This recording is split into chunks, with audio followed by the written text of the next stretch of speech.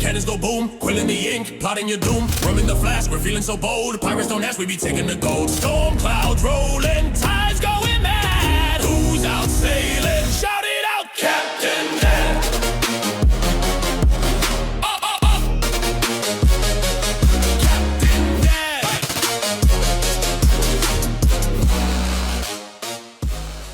Ahoy and welcome to Riftbound Summoner Skirmish.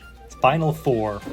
So excited to be here today. I actually thought that I lost this footage, and looking back on it, I found it. So excited to be here with this one. Got both matches of the Final 4. Today we have Tyler, Bit Prodigy, versus Matt, Double Tap GG. Tyler's bringing in the Viktor, first turn, Daring Poro going down to the base. Tyler's got the yellow Viktor in the champion zone. Yellow Viktor says play a 1 recruit unit token into your base. Looks like Matt's going to start off his turn here with a stacked deck. Taking a few moments to filter through, see if he's got any other cards that would be good for this matchup here.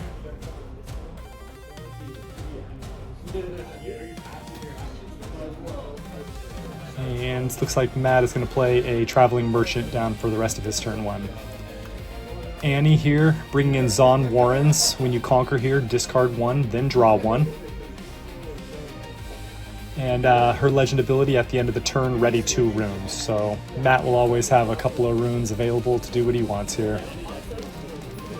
Looks like we did forget to trigger that Annie on this first turn, but I don't think it's going to impact this play too much. Tyler going to move up his Daring Poro into the Zon Warrens.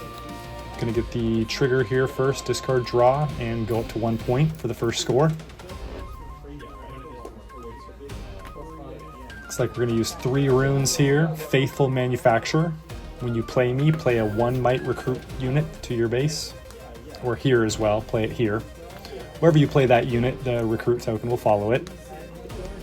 Finishing up the turn here, using the legend ability to recruit a 2nd token. Using one of the exhausted runes to get the seal down, and hiding a card on the battlefield. You're alright, super efficient for the first turn for Tyler. Getting to develop quite a few units, getting some power tempo down with the seal. Scoring a point, even backing it up with a little bit of hidden advantage there as well. Starting off Matt's turn here. Should probably see that movement with the Traveling Merchant first. Looks like we got a Falling Star in his hand. Scrap Heap, maybe a Poro, Void Seeker. Falling Star coming down to start off the play. Targeting Poro, targeting the Faithful Manufacturer. In response, we will get a Blast Cone Fae. And give a unit -2 to a minimum of 1. Now, since he's playing from hidden, it won't be able to target the Traveling Merchant, since the Traveling Merchant is base, and that is a here limited ability. So it does allow him to continue to hold on and maintain control of the Zon Warrens, which is always nice. Traveling Merchant going to move up into Trifarian War Camp.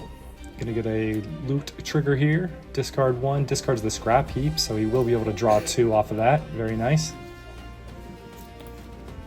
Goes up the point, scores up the game, 1-1. And I think this first match here is pretty evenly matched as far as,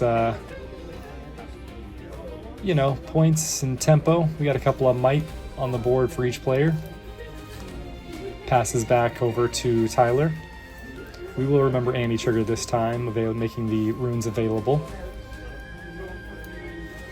Tyler will go up to 2 points with his hold from his Blast Cone Fae on the Zon Warrens. And honestly, he's got to feel pretty good not seeing any large units yet for Annie, and a couple of lower might units is going to feel relatively containable for Tyler right now, I think, even if he's just playing token deck.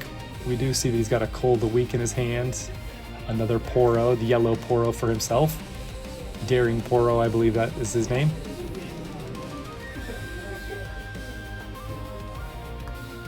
Going to start off this turn here. Cold the Weak, each player kills one of their own units. Very nice. It does give Matt an opportunity to decide which unit that he wants to have die here, choosing the Poro. You know, I'm not against it, but I like having that deflect Poro on the field more than I like the traveling merchant. Maybe Matt's prioritizing the ability to loot through and discard, draw a little bit more, a little bit higher. Playing Daring Poro down for Tyler, finishing up the turn with the Legend ability. That will fully exhaust him. Passes it back over to Matt. We will tie the game here up with a hold on the Trifarian War Camp.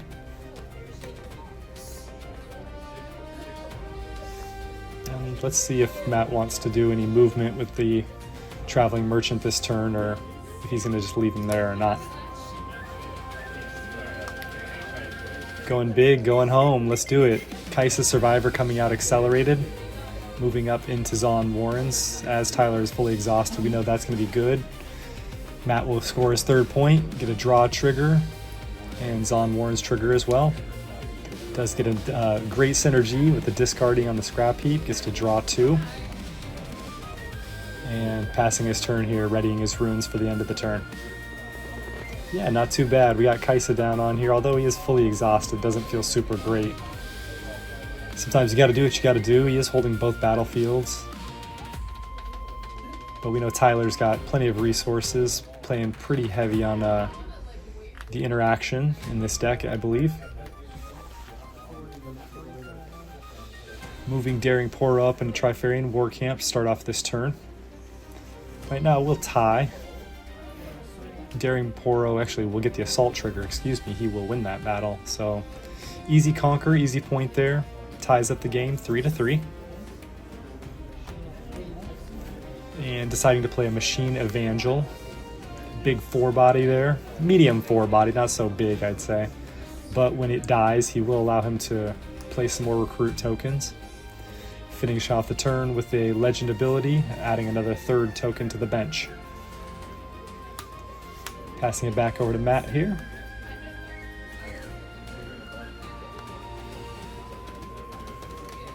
And as we saw before, we know that he's got a Void Seeker in his hand. Looks like I see a Darius there as well on top. Possibly a Vi in there. Ride the Wind, looks like. And possibly Rebuke. So plenty of options for Matt to decide on here. Which one? Hopefully he has the correct one.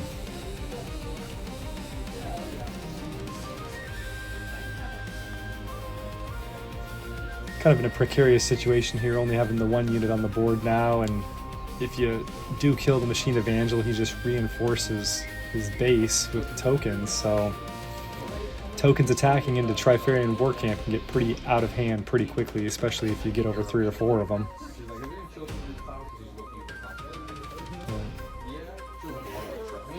If there's anything the Chaos and purple decks are known for, is causing lots of interaction and lots of shenanigans. Our last match held plenty.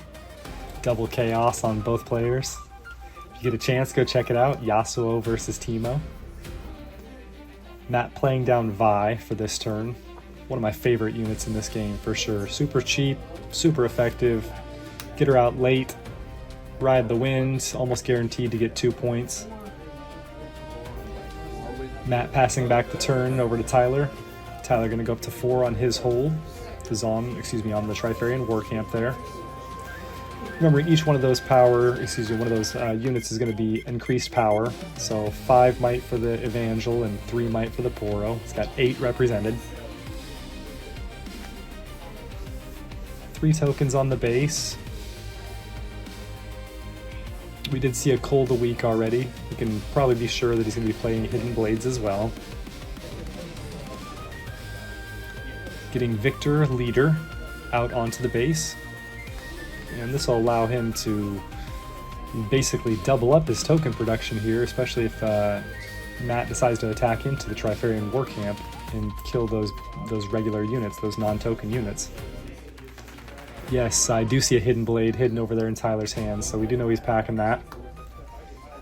Using the rest of his turn, that seal there, to hide that Hidden Blade. Holding with Kaisa moves Matt up to 5 points.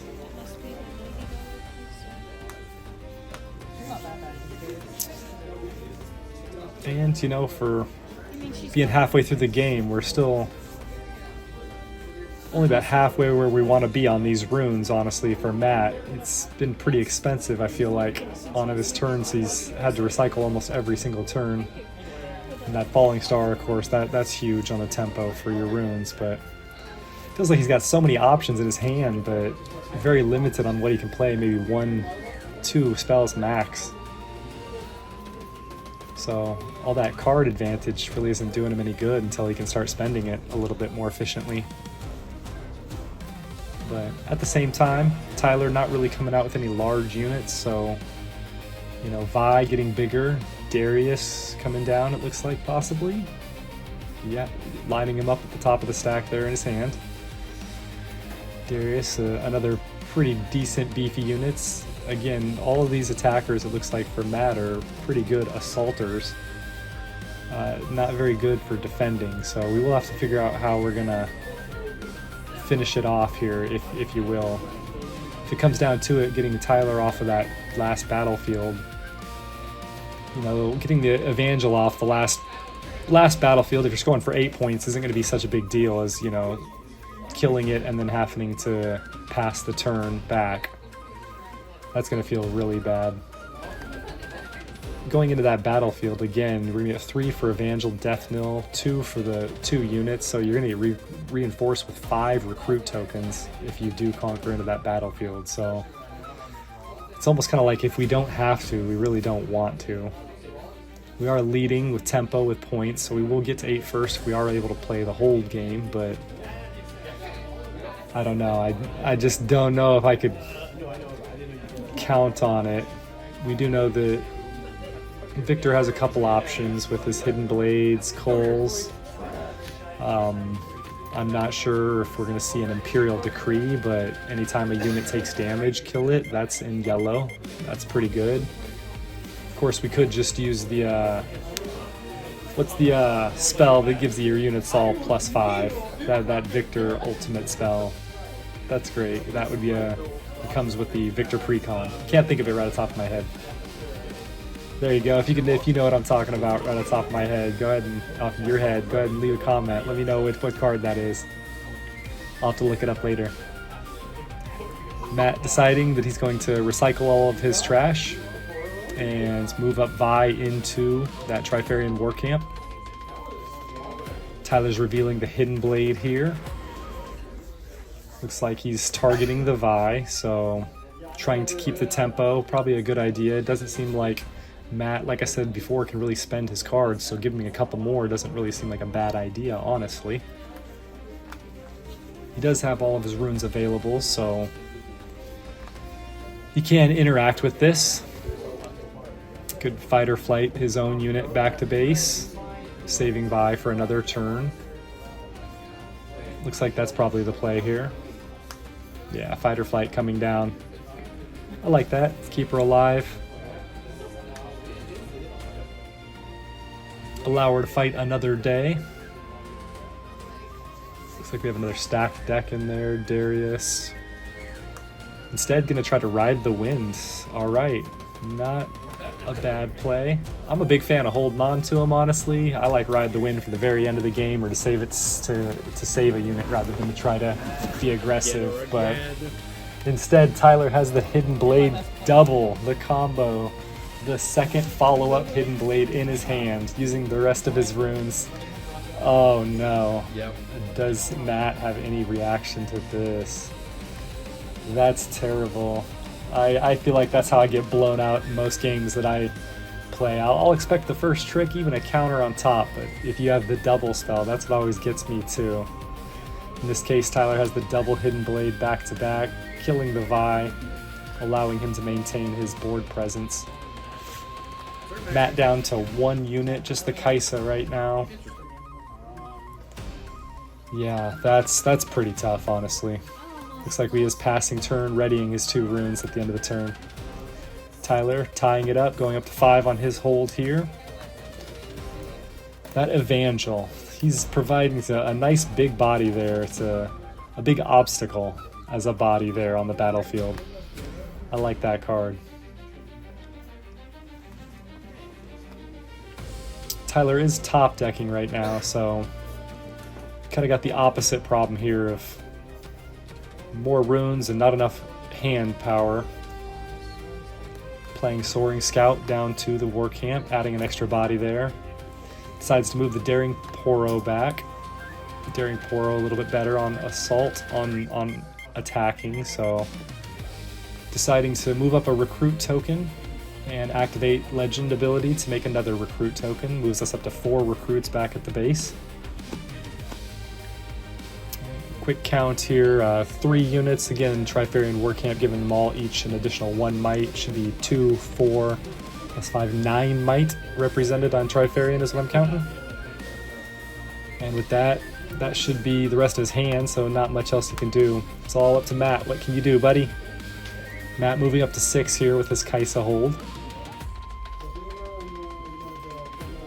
Rune count starting to become a little bit more healthy. Although it does appear that Matt has more cards than he knows what to do with still. It's like another Ride the Wind in hand. And he does have the Darius, so I mean we could Darius and Ride the Wind combo here if we really, really wanted to. Probably save the Ride the Wind and just play something else instead. Darius with, who knows, even rebuking the Evangel doesn't feel terrible, honestly. Yeah, I mean, tempo again. Having to give up so many runes paying power on that would feel not great, but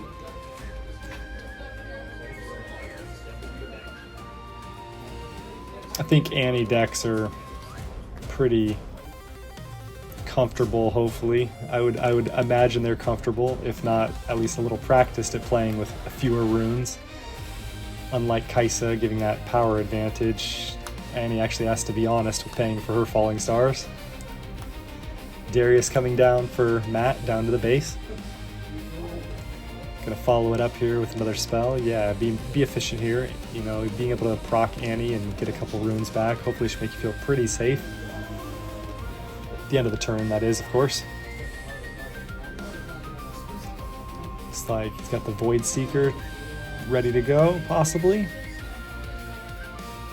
Contemplating deeply here. Yeah, deciding to fire it. Void Seeker coming down, targeting the recruit token, actually. That will ready and buff the Darius. He will get his +2 might for that. Swinging Darius into Trifarian War Camp. He will get the bonus, and if math rights, that should be 8-7. Darius should win that combat. Yeah. Allows Matt to move up to 7 points. Moving right along, you bet. He's getting real close here. Both boards held. That actually feels pretty good. I'd say, you know, having a couple of runes available and having a handful of cards, tempo feels pretty good for Matt. Let's see if he can close this one out. Yeah. Tyler, if you got something, buddy, this is the turn to do it. Let's see what you got, man. He is on the top deck, so it will, you know, kind of come down to this to see what happens, really, I feel like. If my math stands correct, he's got 9 plus 2, so that should be 11 plus the Victor Might will be 15. When Daring Poro attacks in, that will be 16, so I count 16 total might available for attacking into. Darius representing 5 might on Trifarian, 6 might on Trifarian. So again, you'd only need like 3 tokens to move into Darius. Deciding to move 6 of them in, though. That will give him 12 might represented against Darius 6. Yeah, that seems okay. Playing around any, you know, fight or flights or even rebukes. Flash coming down for Matt. Move up to 2 friendly units back to base. Choosing both units, Kaisa and the Darius. Tyler going to score up to 6 with that battlefield showdown. Let's see here. He'd probably be able to just move up a token into the other battlefield unless he wants to split half his forces, go half and half. Not sure that feels terribly good. But we'll see what he decides to do here. Faithful Manufacturer. When you play me, play another 1 recruit token. So that moves us effectively up to 7 recruit tokens on that base. Yeah, there we go. Tyler moving up 1 token first. No discard, so it will allow him basically a free draw with Zon Warrens.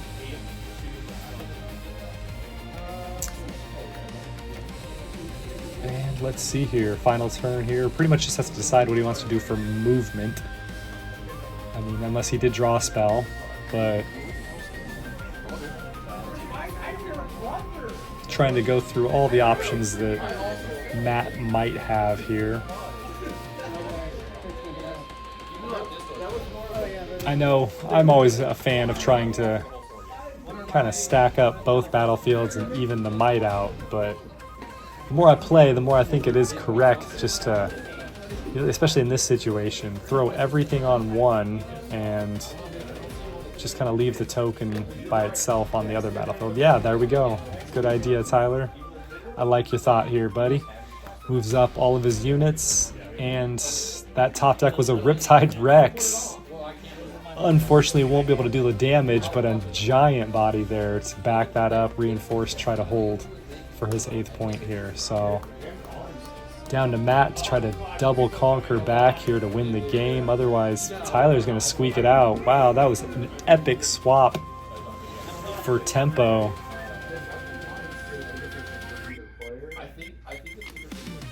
Yeah, like, I mean, the Cathian Rain, 3, 6, 7. Cathian Rain even doesn't feel that good into it. Deciding to move Kaisa up into Zon Warrens. We will be able to draw for Conquer and discard draw for Zon Warrens. Discarding a scrap heap, allowing him to draw another. So getting 3 draws essentially off of that battlefield right there. But the question is, what can he even possibly do with this many units on this other battlefield? Trifarian War Camp looking like an all-out Roman legion over here. 9 base units, or excuse me, 9 recruit units is going to be 18.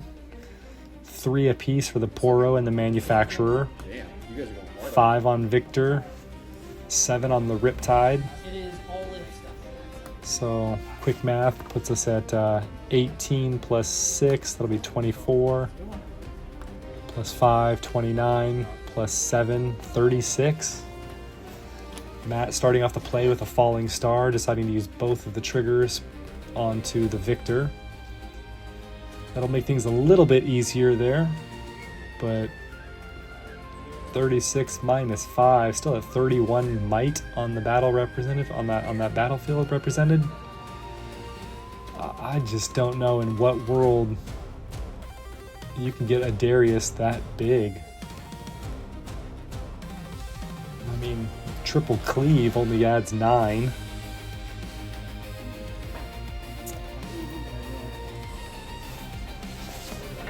Oh man, yeah, this gotta kind of feels bad right here.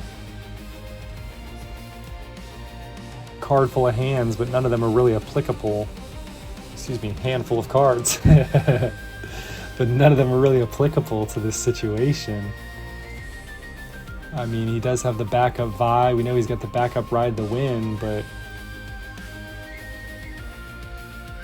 how many cards does he have in his discard pile is the real question. And even with that, I mean, you'd have to have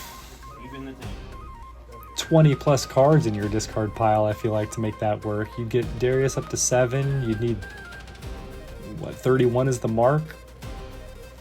So 24. Yeah. Vi is 2 or 3 coming down, so 21 cards to recycle is what you would need to be able to pull off. I don't think he's got that with that first interaction, the first Vi that came down, recycling cards for her.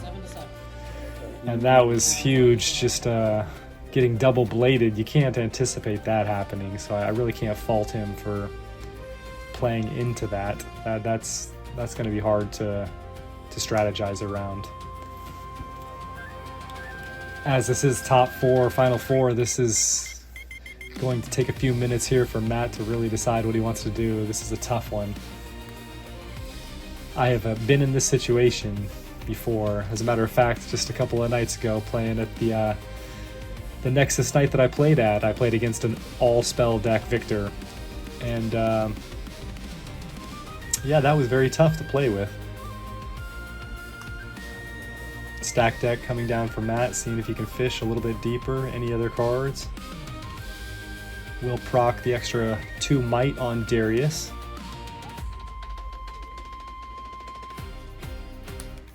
Do believe that was a cleave, possibly. If my vision was correct on seeing into his hand there. But again, that leaves us Vi, cleave, ride the winds, tapped out. I'm not seeing it here, unfortunately. It's just not going to be big enough, I see. Yep, Vi, cleave. She comes down. She'll be up to 6 might now. 1, 2, 3. Looks like 9 cards in his discard recycled. So 3, 6 plus 9, that'll put her up to 15. 15 plus Darius 7, still only at 22. Yeah, it's really close, but unfortunately that Trifarian War Camp really coming in clutch here for Tyler. You bet. I think the writing's on the wall with this one here. Going up to broadside the enemy with no cannonballs left. Tough situation. So many recruit tokens over there.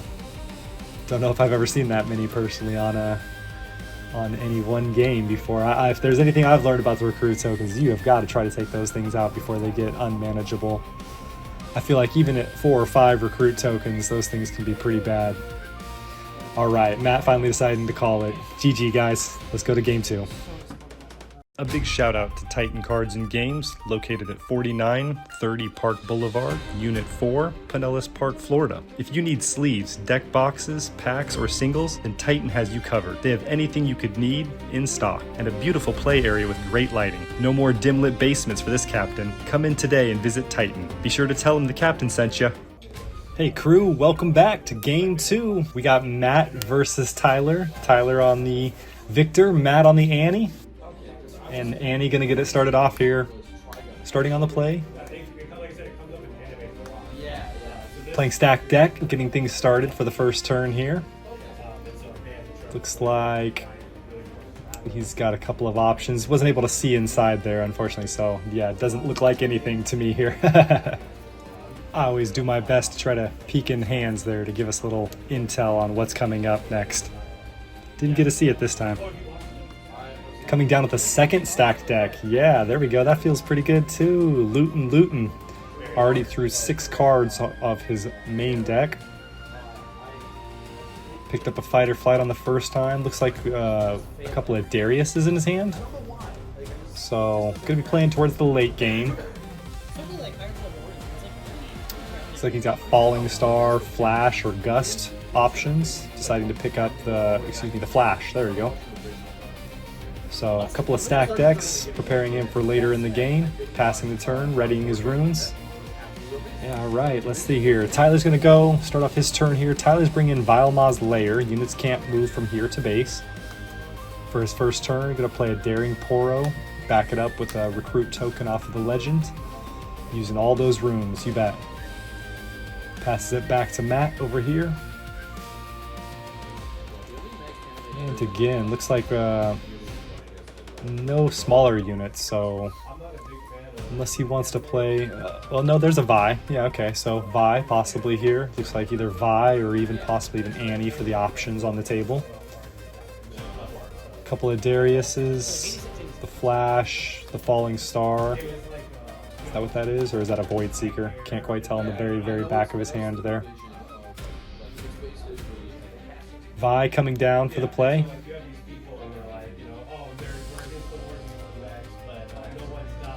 Although I like her more in the end, sometimes you gotta play what you gotta play as far as on tempo. You gotta get a unit down, especially against Viktor, you gotta get units down.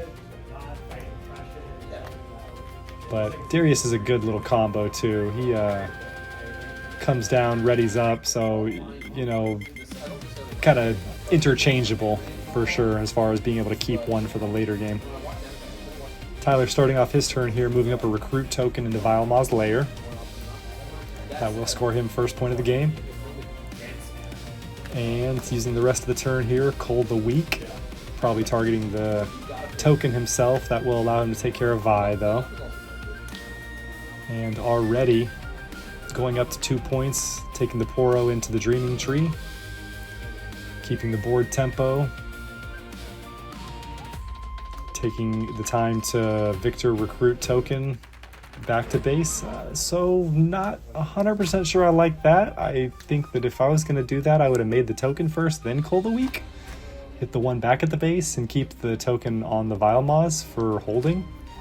But again, I'm not a Viktor player. I am not Tyler. So let's see what this outcome provides us instead. Matt taking a few moments here to think what the correct play for him is here. Keeping units on the board has been a struggle, it seems like. That's one of the tough things to play against Viktor. He's got so many kill spells, it feels like, that even if you're at your base, you're still susceptible to being wiped if you don't have many units out there.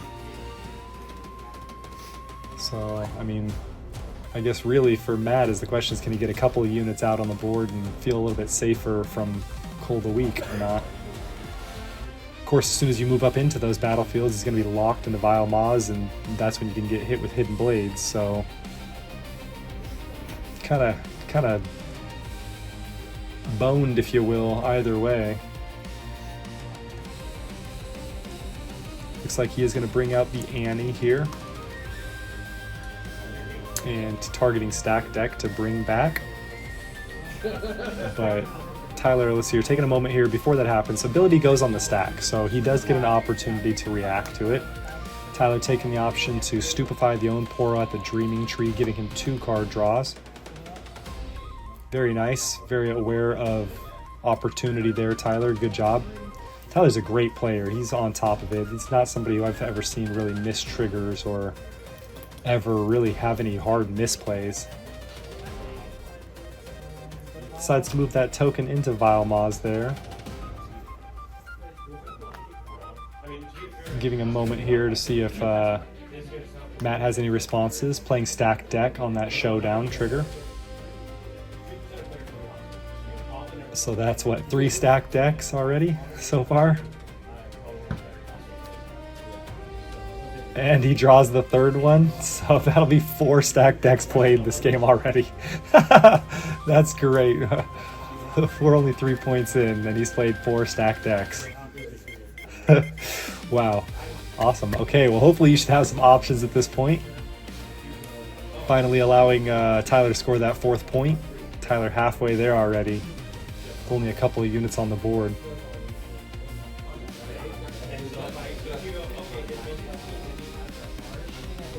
Looks like we're going to come down with another Machine Evangel. Going to back up the Poro over there on the Dreaming Tree. Moving Poro back to base after we get the Evangel down there. I like that. Evangel's a great throwaway unit. I love decks that have units that feel good being destroyed. You know, you got Tasty Fey Folk, you got this Evangel. Anything that feels bad to kill for the opponent is just, I like those cards for sure. Hiding a card, using legend ability, backing up a recruit back to the base. Passes it back to Matt.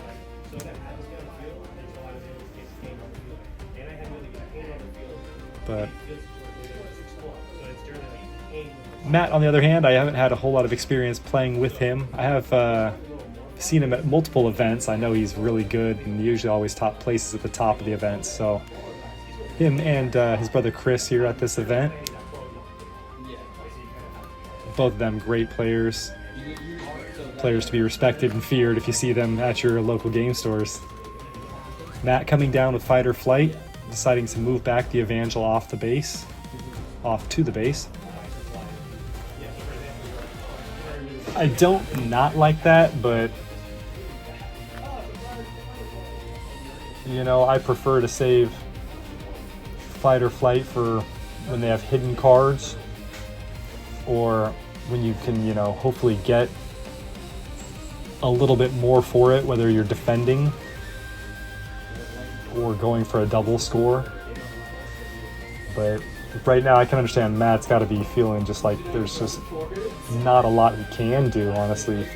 All these tokens coming out so quick, the board presence is just a problem for him for sure.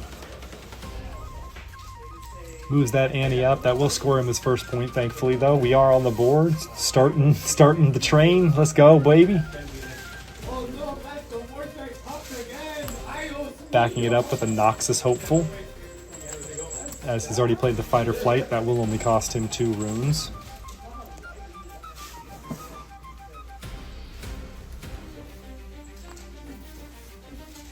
Have lots of experience playing against that card versus Kaisa. Seems like that is just one of the better red staples from this set 1. And honestly, you know, 4 might for 2 exhausted runes, not paying any power, that's just a good card, period. Falling Star coming down for Matt, targeting Poro, targeting Recruit at the base, and passing it back to Tyler.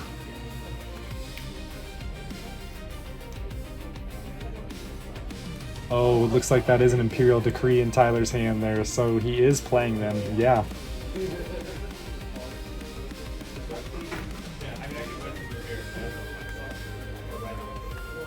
A couple of other things. Looks like we have a Soaring Scout. Not very familiar with all the yellow cards. Does look like he might have another Manufacturer, Faithful Manufacturer. Or possibly the Vanguard Captain, I think, is the other one that makes recruit tokens. Starting off the turn, moving an Evangel up into Dreaming Tree, starting the Showdown. No interactions, both players deciding to pass priority. They will just trade units there, it looks like. And that Evangel comes down, 3 more recruit tokens back to base. Soaring Scout coming down, looks like we're going to play that up actually to Vile Ma's Lair. Yeah, I like that. Bird doesn't do any good on the bench, so put him up somewhere where he can get hit, hopefully die, get you a little bit of rune advantage. Passes it back to Matt. Matt's up to 2. They're just discussing score here. Looks like Tyler might have forgot to mark his 5th point that last round, but remembering it here now. Good job, buddy. Thankfully, he did not forget. We have seen points forgotten already on this channel. I am probably the biggest culprit. Just last game, looks like you know, Alex forgot a point in his first game, so thankfully it didn't affect that outcome. Both players on point so far in this game. No missed triggers that I've seen. Tyler, I don't know. I mean, you ended up pulling that recruit token into the base, from the base into Vile Ma's that very next turn. So again, you could have made the token and sacked the token off the base versus sacking the token off the battlefield and then following up the next turn with another Conquer. But, you know, it's all the same. Darius coming down for Matt here. Backing it up with a Cleave, 2nd spell, giving him +2/+3, so he'll be a 10 might unit. Basically with Accelerate, moves up to Vile Ma's. Pretty easy Conquer there for Darius. although he will be stuck there on Vile Maws. Matt's going to go up to 3 points.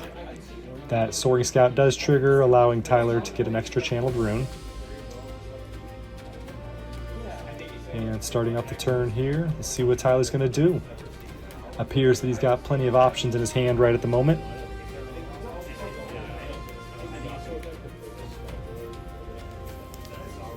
Got 3-4 units on the base.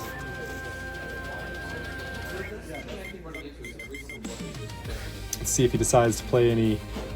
That Shen is that Shen in his hand? Is that 2 copies of Shen?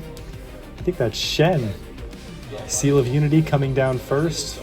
Looks like it's gonna float a power possibly. And there we go. Imperial Decree, it appears. When any unit takes damage this turn, kill it. Such a good spell for any sort of token deck. Viktor, Azir, I've seen it played in Azir. In fact, I got beat by Azir. Played that card.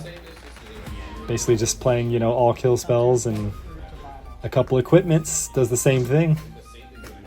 Moving in the first recruit token to the Vile Maws, trading with the Darius. Moving the second recruit token into the Annie. Choosing to flash, move 2 friendly units to base now. I wonder why you didn't flash the Darius. Why Matt? You'll have to explain maybe why we didn't flash on Darius and just pull them both back right then and there. I mean, it was either pull him back or he dies, so not 100% sure that was the right play. Tyler does go up to 7 with the double conquer right there and feeling pretty heavily in control right now. He does have both battlefields. You know, Annie moving up into the first one here for Matt, so Vile Maw Conquer. Shen coming down. That was Shen. Yeah, reaction speed Shen. Tank 2 and tank and shield 2. So he'll go up to 5 might on this attack, being a defender. And you will have to deal your damage to Shen first, so what can Matt do against that interaction? Void Seeker in hand to Darius. Yeah, the Void Seeker probably the only play that will actually be able to be played during this interaction right now, since we're in showdowns. That's pretty huge. Good job, Tyler. We didn't see that guy at all the first game. Very unexpected surprise. I do not know if I've played against anybody who has played with Shen before. But that's definitely a fun little interaction. Matt thinking very carefully here about what he can do. I mean, even saving a unit doesn't feel super great right now since Tyler's at 7, but Void Seeker is coming down, dealing the 4 damage to a unit at a battlefield, allowing him to draw another card. Did he pick up Vi? Is that what that card draw was? I see 2 Darius, a Vi, and a Ride the Wind in his hand. So, yeah, what? I mean, he could Ride the Wind over still, but, I mean, the Void Seeker comes down, allows him to at least trade the units. Shen and the token die, Annie dies. But, I mean, he doesn't have enough runes to play Darius. We do have Vi Ride the Wind left. That's about all we can afford with 4 runes. Vi coming down. Sometimes you gotta do what you gotta do. It's really the only line he has here. Vi will move up into Vile Maw's lair to score his first point. It does at least give him another turn here. Ganking Vi over to the next one. Dreaming Tree scores him up to 5 points.